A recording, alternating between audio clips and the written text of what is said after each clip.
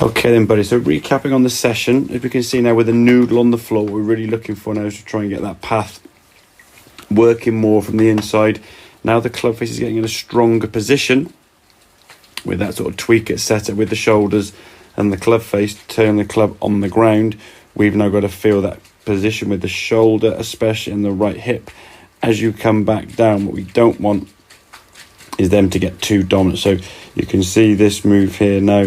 The right shoulder starts sort of unwinding a little bit too early. The hands now sort of coming too far in front. We can see at this stage now that club shaft very, very steep. It's coming through your neck area as opposed to, as we see on the left-hand side, coming through your right forearm. As you then come back into the golf ball, that club now being outside the line of the golf ball.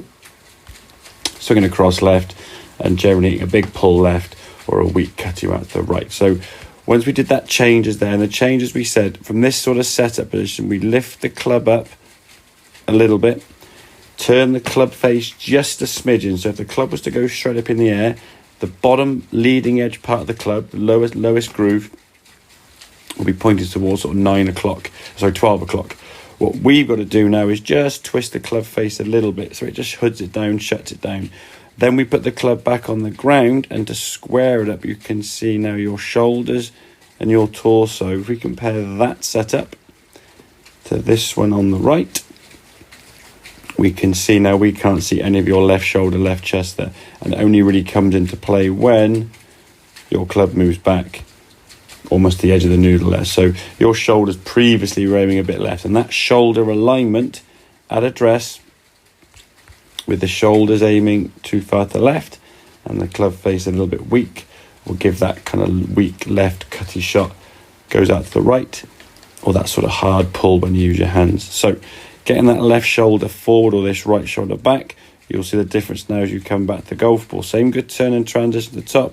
As we start coming back down now, we can see the club here coming through nearer towards that right forearm, coming much more down the target line, nowhere near that noodle. We look at that club shaft now, relative to where the golf ball is. Compare that to this one here, where you got that shoulder was open, coming over the top. See the shaft there now, way outside the golf ball. So practice with my noodle. If it's there, you can always borrow it, okay, or try and get it if you can do.